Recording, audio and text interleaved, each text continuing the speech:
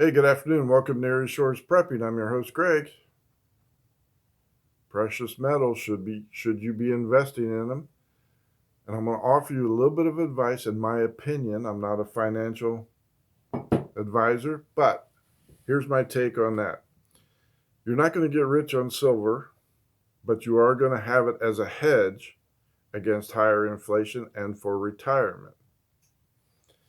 I bought that 10-ounce bar a couple of years back when it was a lot cheaper, and I'm making money on it for now. But if it goes below the price or equal to the price I bought it at, I'm losing money.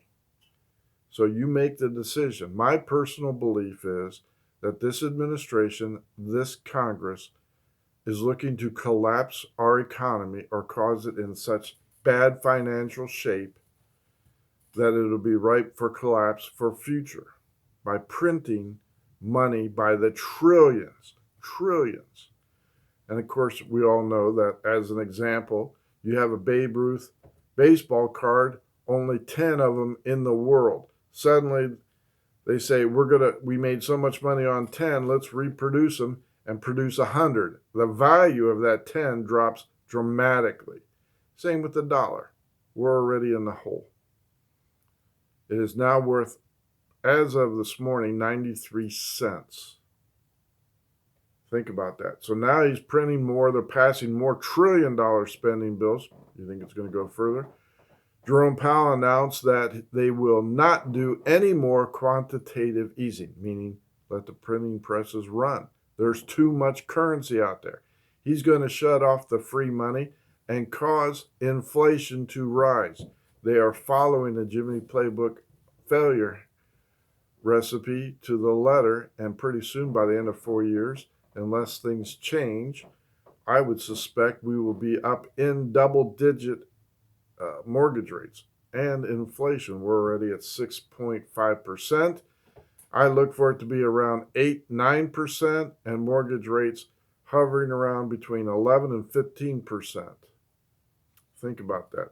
So you're buying precious metals, you're setting it off to the side and just sitting on it. So bad things happen as planned, and the economy collapses. Your ATM doesn't work. You can only withdraw like they did in Greece and Cyprus. They're only allowing you to withdraw $60, but $60 barely buys a loaf of bread and a can of Spam. They did that to Greece when they were so far in their debt that the Germans said we're taking over beachfront property. And they said, no, you can't do that. That's our homes. Too bad, so sad. The government used it as collateral, as they are using our landmarks as collateral. People don't realize we don't necessarily own the Port of LA. They used it as collateral. So you're stocking up on ounces of silver, and hopefully everything's fine. You come to my age of looking at retirement, and you say, I want to go on vacation, and you're cashing it in. Hopefully you're making money, and you cash it in. Great. But say things go south as planned, and now suddenly the dollar is toilet paper, and you're saying, what can I use to buy groceries with? So you pull out your 10-ounce silver bar, and you trade it. However, and there's always a however, this is only good when there's resupplies coming in and they're able to replenish what they traded you or sold you for this. Now, there are people out there that says precious metals have intrinsic value and people are always willing to trade for it. Yes, they are.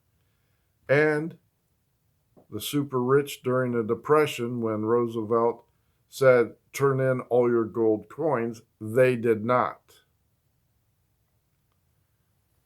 They held on to them, they stashed them out.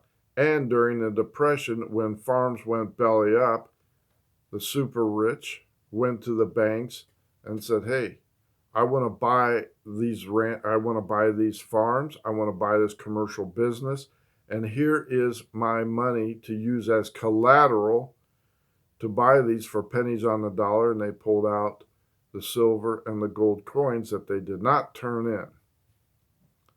So they held on to it, and the Rockefellers became even more rich by not following the rules. Surprise. But they used their gold and their wealth hidden away to increase it and enrich it and buy farmland so they could share crop, produce more food, and sell it at a higher premium. Surprise, greed. Now, for the average person such as myself, I have a little bit of silver. I have no gold. I cannot afford $1,800 an ounce. But the silver bar will be good as long as they can restock beans, rice, and meat on the shelf, and they're willing to barter for it. But what happens when they cannot resupply the grocery stores? There's nothing coming in. We are in a depression.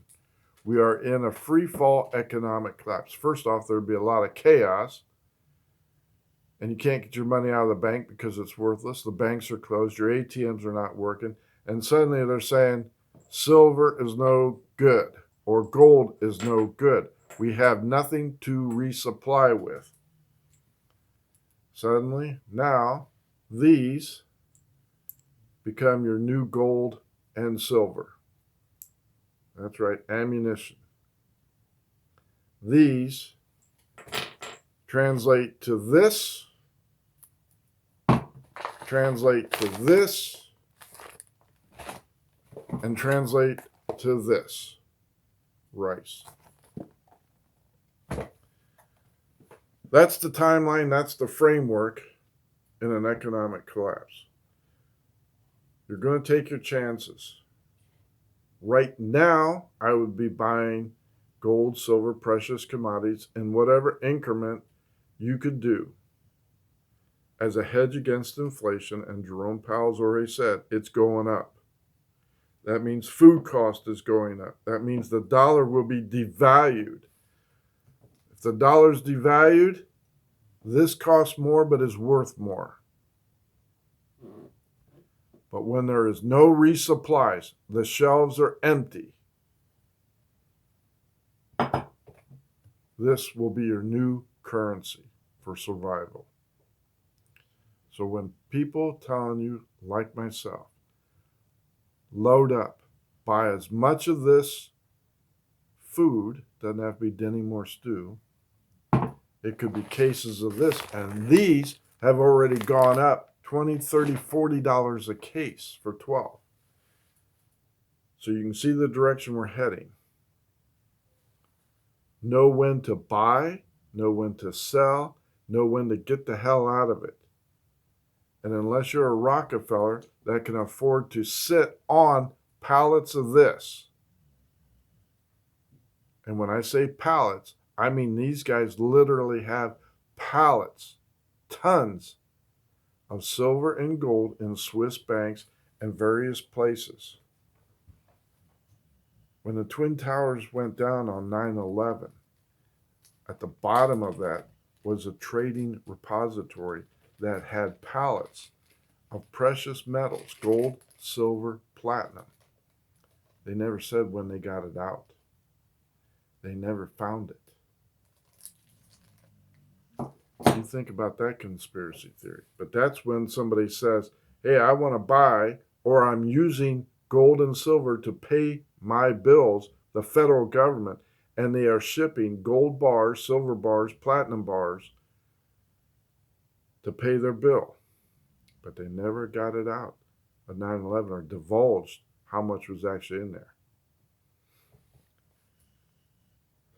So buy the gold and silver as you can afford it. Put it away for your retirement. Hopefully, we will get to retire. But if we can't, that will be a barter item. This will replace the precious metals. This will be the new gold standard in an SHTF, Tiawaki, whatever you want to call it. Hand to mouth, eating. But this will be your gold standard in an SHTF. All right. Hope you found that a little bit interesting and helpful. I'm not a financial advisor, and there are plenty of places to look for gold and silver. Use your own discretion. The premiums that they tack on to buying the silver can be anywhere from $3 additional to $10 an additional, and there is minimum purchase prices. You know, if you're going to buy from some of these dealers that you see on TV, they usually require a minimum $200 purchase. So again, thank you for liking and subscribing. Get yourself right with God. Get baptized. That's the gold standard. And as always, let's go, Brandon. Greg out.